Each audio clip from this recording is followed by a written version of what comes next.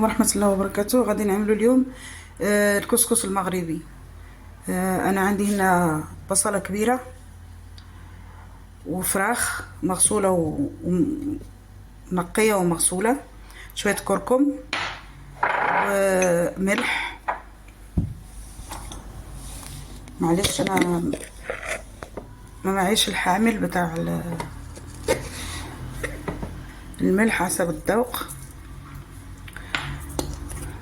نعمل توابل الفراخ الاول، شويه قرفه،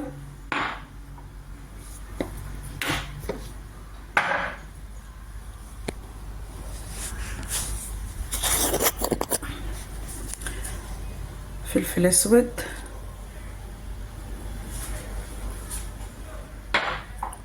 وجنزبيل.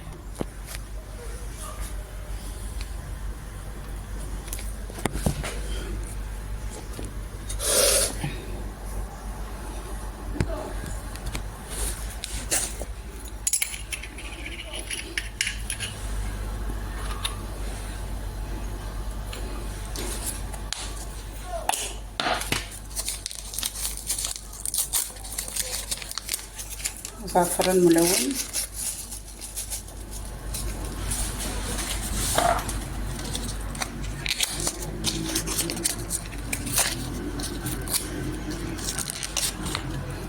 وهنضيف عليه مكعب من السمن البلدي،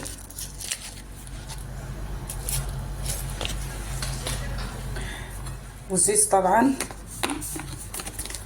على حسب الذوق، وبقدونس هنحطها على النار. تمام. عندي هنا خضار اللي هنرافق بيها الكسكسي. هنحط البصل مع الخضار، هنحطهم في الحله لوحدهم يعني. وعندي بطاطا، جزر، قرع العسلي، عندي اللفت الابيض، وكوسه، وكرنب، وطماطم مبشوره. وطبعا هنحط عليهم التوابل، نفس التوابل اللي احنا حطيناها على الفراخ. ماشي. الحله بتاعته والكسكسي طبعا المكون الرئيسي. وعندي هنا الحله بتاع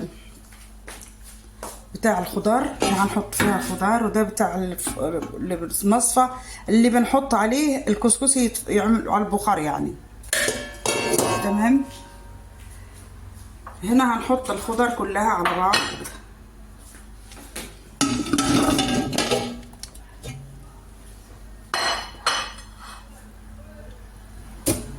ونحط عليها الزيت والتوابل، ونخليهم يتشوحوا، دي تتشوح لوحدها والفراخ لوحدهم.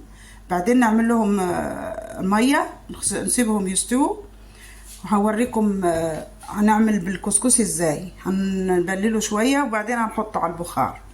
معلش الخضار نسيت ما قلتلكمش، الخضار ما نحطش عليها القرع العسلي والكوسه عشان تستوي بسرعه.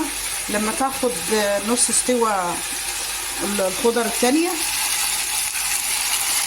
بعدين نحط عليها الكوسه والقرع العسلي بعد ما حطينا التوابل وحطيناها على النار. وعندنا الفراخ كمان متبله وكل حاجه معاها ما شاء الله.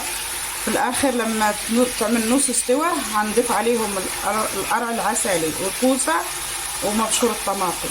دلوقتي عندنا هنا انا حطيت له شويه زيت الكسكسي، حطيته في قصعه كده عميقه، وحطيت له شويه زيت. هحط له شويه ملح، شويه قرفه عشان يعطيه طعم، ما يجيش طعمه كده ساده، وشويه فلفل اسود، وهنخلطهم مع بعض. وبعدها نصب عليه ميه، يعني نرطبه بالميه. بعد ما نرطبه تغلى الميه في القدر او في الطنجره البخار، هنحطه على البخار يتبخر المره الاولى، وبعدين نشيله ونضيف له شويه زبده او سمنه وشوية مية، وبعدين نرجعه يعمل التفويرة التانية يعني على البخار مرة تانية، والمرة الثالثة، وعلى ما تستوي كل حاجة يعني الخضار والفراخ وكل حاجة يستوي بيكون كده. ماشي. هو لو عندك يعني كسكسي مضمون احنا بنغسله، يعني نغسله ونصفيه، بس لو مش عارف ممكن يتكلكع معاكي، بس بنكتفي كده، بنعمل عليه ميه نخليه يتشربها. تمام. انا حطيت له حوالي، انا عندي هنا 2 كيلو كسكسي، حطيت له 1.5 لتر ميه،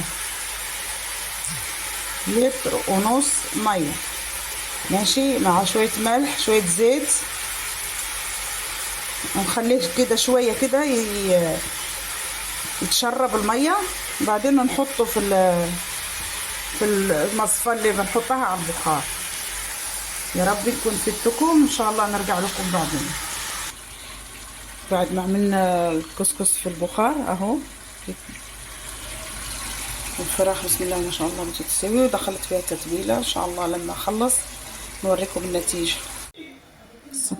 كسكس اهو جاهز، خضار استوت، فراخ بسم الله ما شاء الله.